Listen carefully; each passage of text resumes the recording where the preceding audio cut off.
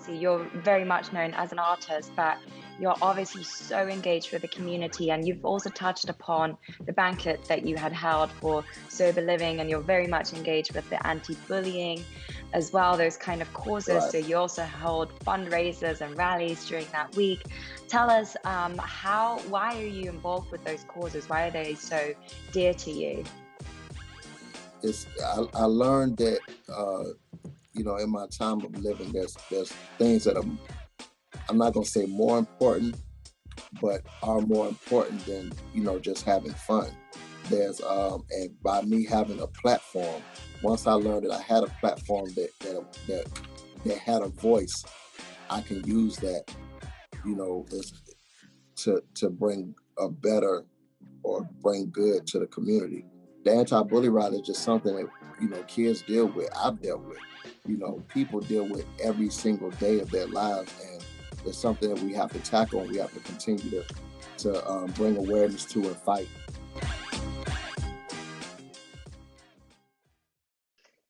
So, hey, I'm Yasmine Tanres here with Pop Fusion TV, and today we're joined by one of our favorite DJs and music artists, DJ Demp.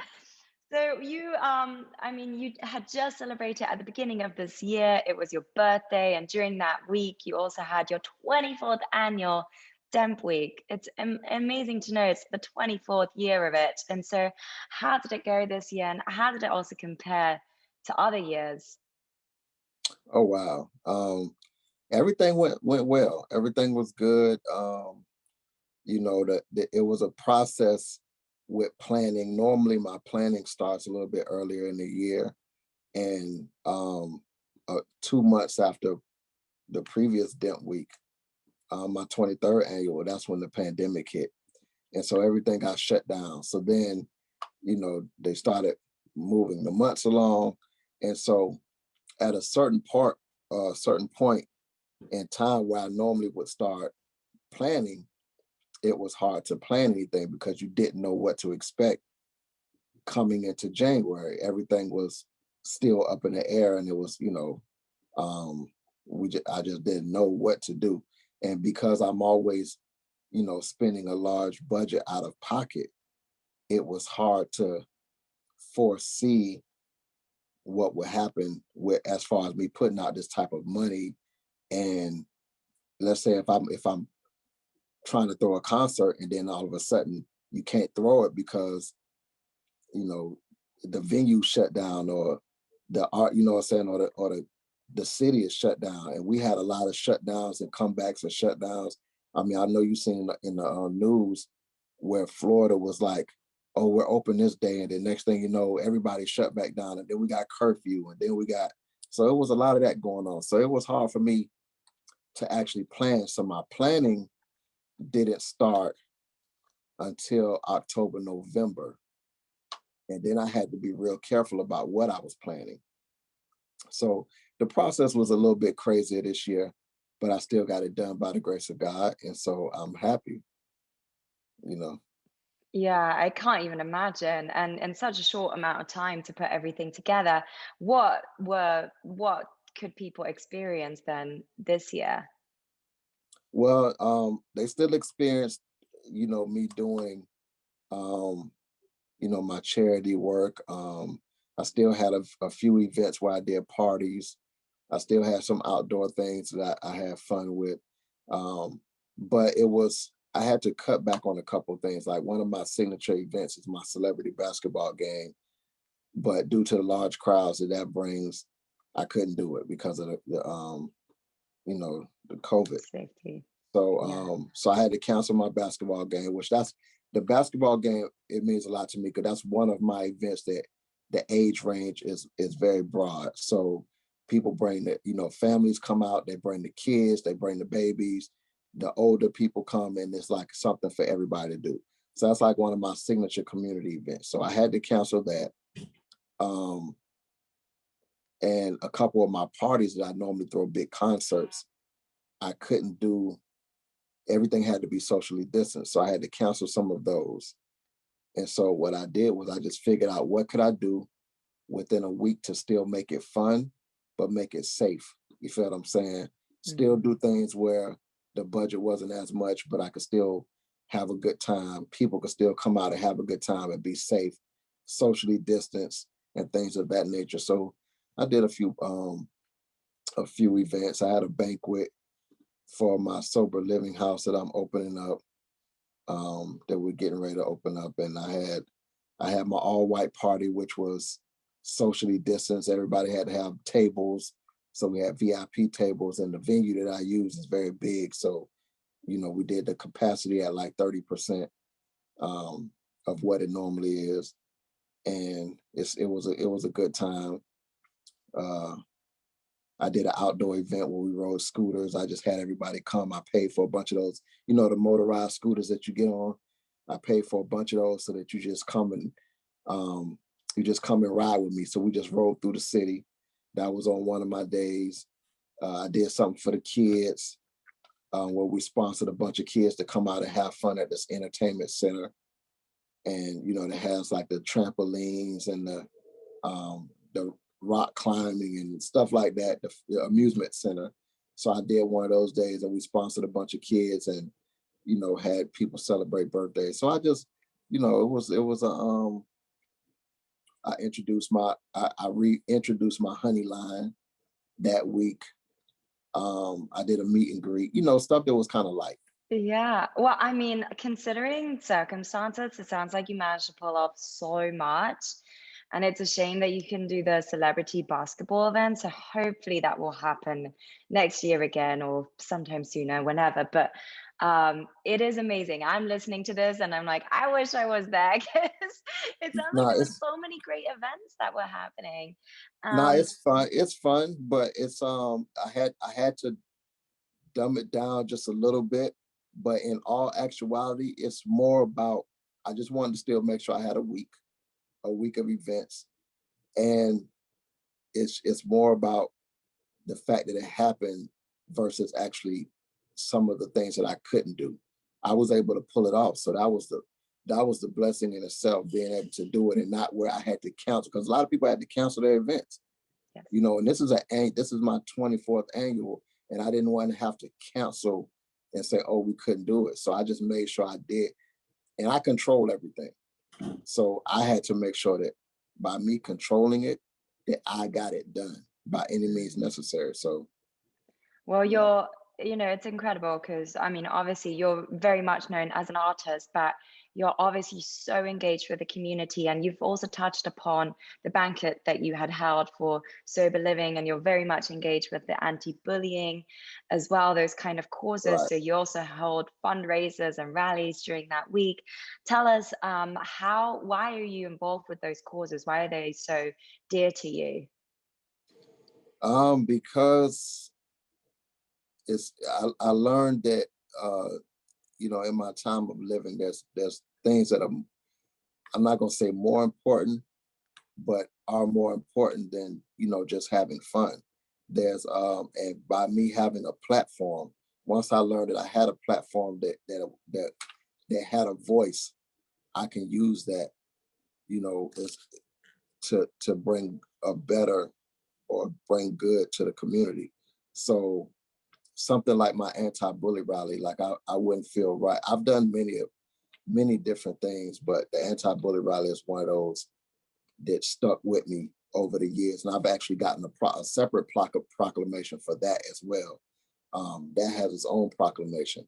But the anti-bully rally is just something that, kids deal with. I've dealt with, people deal with every single day of their lives. And it's something that we have to tackle, and we have to continue to bring awareness to and fight, and make sure that these kids understand how to deal with the effects of bullying and what happens when you bully or when you're getting bullied, and and the same thing with adults. And so because I have a platform, I feel like I can use my platform to bring extra awareness.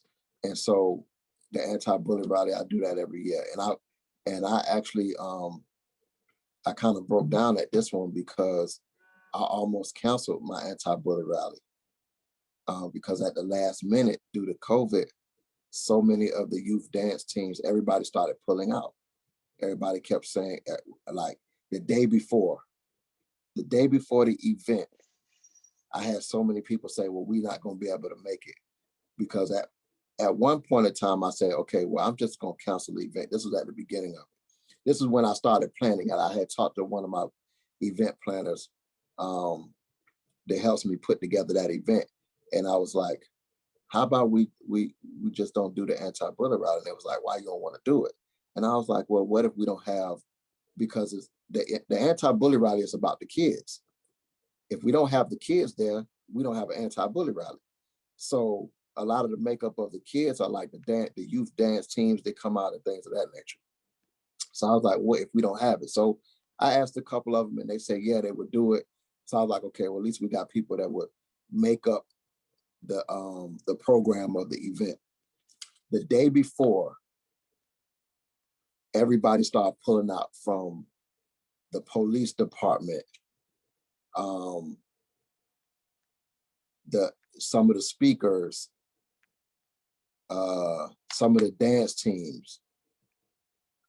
And I was like, dang, like what do we do? And I said, you know what?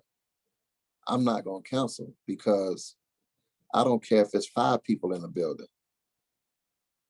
If it's 5 people I can reach, I'm gonna still have this. Now, mind you, the anti-bully rally is free, but I pay for it.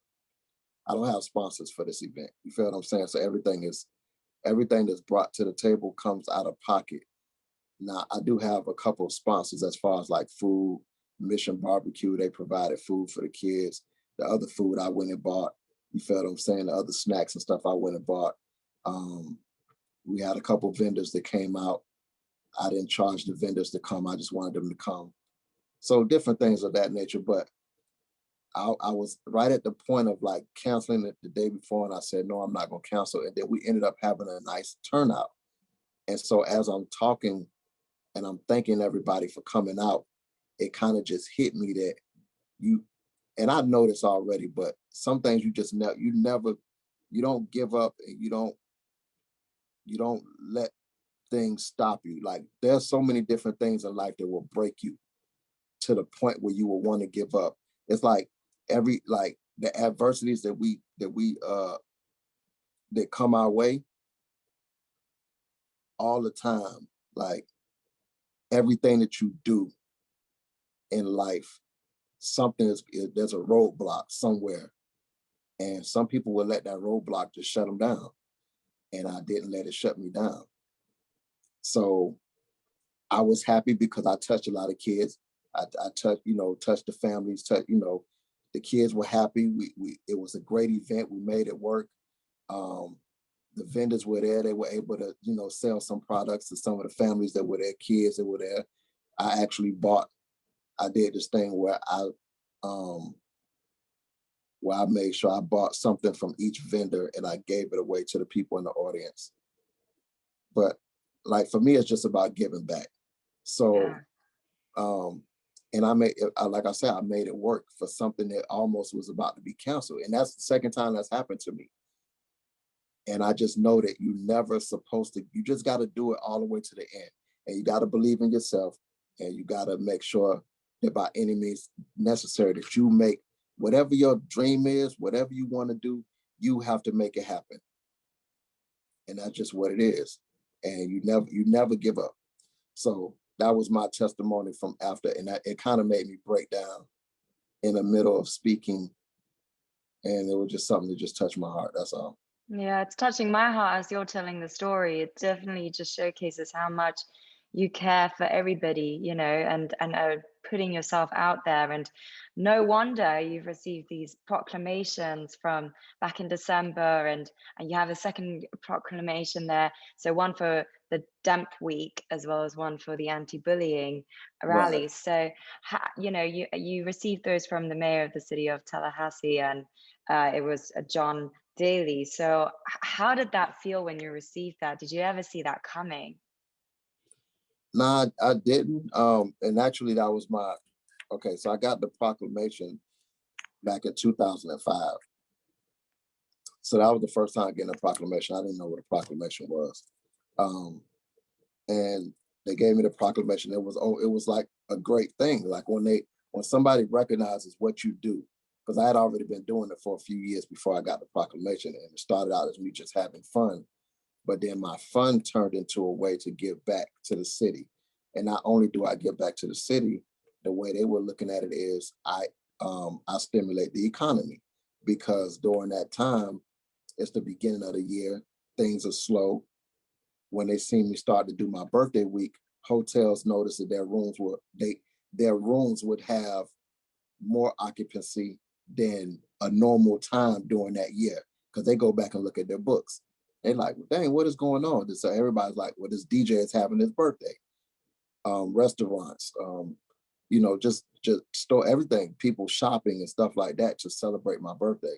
So that was one of the reasons why I actually got a proclamation. But when it was done, it felt good to be able to say that not only am I throwing an event, but it's actually now an official event of the city. You know what I'm saying? It's like they was considering it like a holiday. So so it felt good. And so then I did that. But now the proclamation that I just got, well, after doing that a few years, and then I started the anti-bully rally, because that was phased in. The anti-bully rally was phased in once I started doing other things and finding out what I can add to the plate. You know what I'm saying? There's different things like that. Mm. When the anti-bully rally got phased in, then that's when I got the second proclamation for the anti-bully rally for Demp Week.